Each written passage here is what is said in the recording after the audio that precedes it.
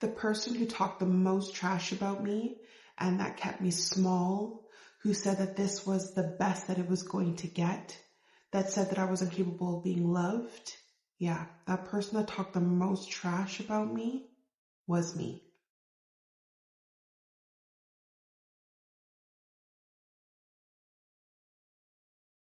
Hey, welcome back to my channel. If you're new here, my name is Nikki and I'm so glad that you found me. I'm just a regular mom figuring this life out in real time with no filter, no perfection, just the honest truth. And today's truth is a little uncomfortable. We're talking about that one person that we never really hold accountable and we let slide all the time. Yeah, and that person is yourself. If you've ever been your worst enemy, please drop a comment down below to let me know that I'm not alone. So for a long time, I had this voice in my head and she was really mean, like really mean. And she would say things like, you're not loved, or you're not capable of being loved. You didn't fit in. This place that you're in right now, like you're stuck and this is where you're meant to be. Like this is as far as you are going to get. And like, here's the scary part is that I believed it. I believed every word of it. And I didn't question it either. I just accepted these thoughts and that's how I governed my life. And I was just walking around carrying this weight, not just physically, which I did feel in my body, but like mentally, spiritually, it was just weighing me down. But I tried to hold myself together and, keep it secret at times. And sometimes I'm not that good at it. And like the majority of the time, I just felt like life was against me. Circumstances was always turned against me and people were doing things to me. And a lot of the times, let's be honest, it's ourselves that are thinking that voice in your head that is keeping you small and making you feel invisible. And sometimes the reality is true that other people and circumstances are against you, but your mind and your thoughts really amplify it. So if I'm being honest, I was the one doing it to myself. I was the one that was the author of those lies. I was believing that I couldn't be loved or I didn't deserve certain things. I kept myself small. So the turning point. The shift didn't start with faith at first. And I want to be honest with that. Because I feel like a lot of people think that you need to get your faith in order, get your steps in order, and then, things can start changing. In some cases, that's true. But for my case, I needed to be honest with myself. I needed to see what the reality and what my situation was for me.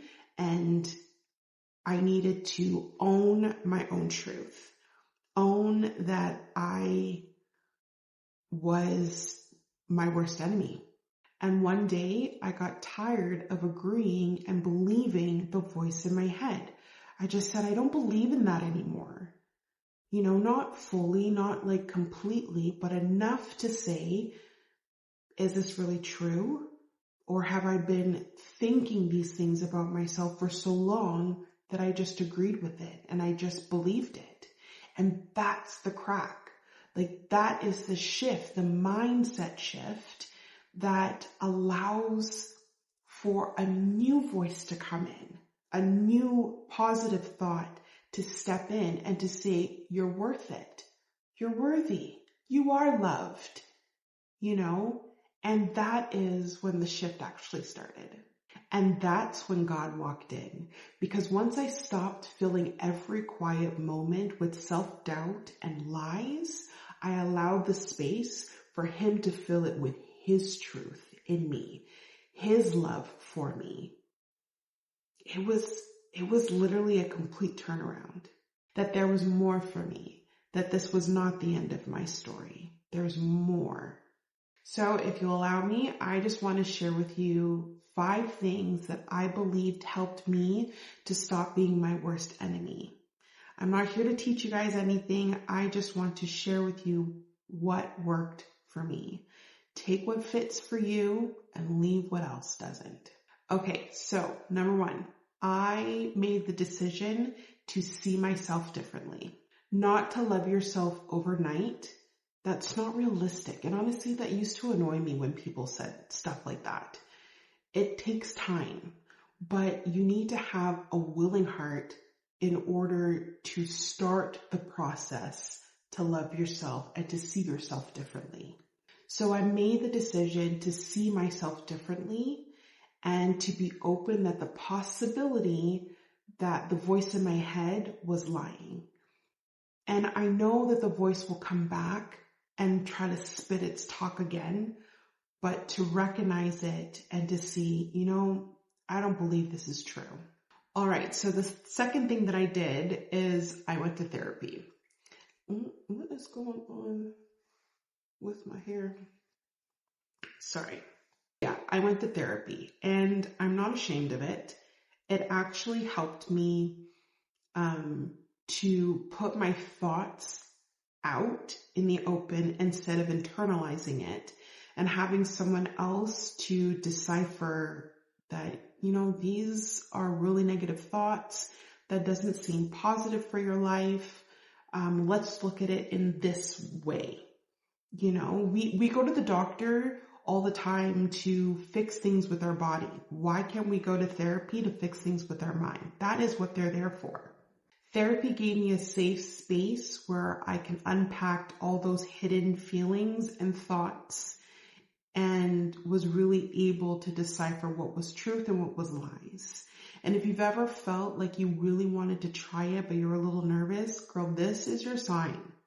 Find a therapist. And on top of that, you don't have to just stay with the one therapist. Try different people until you get someone that connects with you. I tried a few of them and I didn't want a yes person or someone to consistently validate my feelings. I wanted somebody that heard my feelings but was able to help me unpack it and to really give me tangible solutions to my issues. All right, so the third thing that I did was I started taking care of my body. And I mean really taking care of my body. If you watched my previous video, I talked about the GLP-1s, and I'm not ashamed of using it because it helped me to regulate my eating and to really focus on myself. I started doing skincare religiously, and if you can tell, my face is glowing. She wasn't before.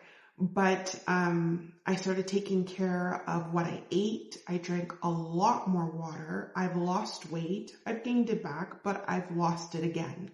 And it's not being perfect. It's just being consistent. So yeah, I used whatever tool that I needed. And once I started treating my body like it mattered, my mind clicked in and said, yeah, we do matter. Okay, so the fourth thing that I did is that I fed my mind something good. I found podcasts that spoke to where I was going, not to where I was stuck.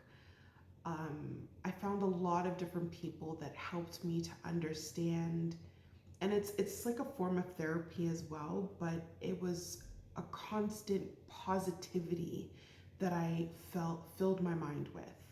I noticed that if I left myself in a space where, to my own thoughts, that's where the negativity will creep in and will take over. And if you've ever felt like you've been in a space where, I don't know, you're just scrolling on TikTok and you're just scrolling, and sometimes the algorithm doesn't really tend to you, and it starts feeding you things like a girl fight or someone being racist in a McDonald's or a car accident. It's like all of these negative things. And then because you're watching them, it keeps feeding it to you. Where is the positivity? Where is the love? Where is the good things that happened in the world?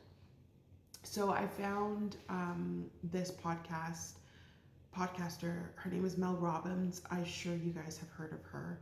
But she wrote the book, The Let Them. Let Them. I think that was called. Yeah. And it literally changed my mindset. So I highly, highly, highly recommend that you just read or listen to that book and go to her YouTube channel. It's Mel Robbins, and listen to some of the things that she says, because it's a lot of positivity, a lot of growth, and she learns with you too, which I find is amazing. When you spend years of feeding your head with negative voices, you need to intentionally feed it something positive.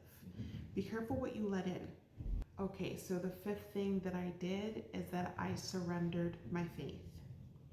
Oh my gosh, my kids are up now. So what I mean by surrendering my faith, I mean I'm saying, okay, God, I'm giving it to you. I'm allowing you to step in, take over my mind, guide my steps, heal my heart and my mind, and fill my time and my space with positive affirmations, with the love that you have for me. Just help me to see the world and myself the way that you see me. And he always sees you with love every single time. This is not something that happens overnight. This is not something that, and mind you, it could happen that way, but it's usually not something that is like a quick shift. But it's allowing the space and the time for him to work in you, and constantly choosing love and positivity for yourself and for others, which I find is just so uplifting, and it's light. And he says that, lay your burdens down and take his, because his burden is light.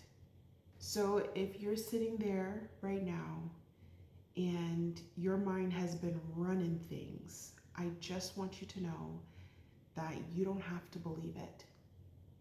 It's not always true, especially the self-doubt and putting yourself down. Those thoughts, one, are not from God, and two, they don't lead you anywhere. It puts you in a space of constant negativity and no growth. There's no fruit there. That's proof to tell yourself that there's more for you. Like, there's more. You're allowed to feel visible. You're allowed to feel seen. And you're allowed to have love enter into your heart and your mind. And sometimes you have to push yourself, and sometimes you have to believe in yourself in order to get to the next step. It always starts with you first. Sometimes there can be somebody that, lends a helping hand, or someone that is able to speak life into you. And those moments are beautiful, but very far and few in between. So that's what I'm doing.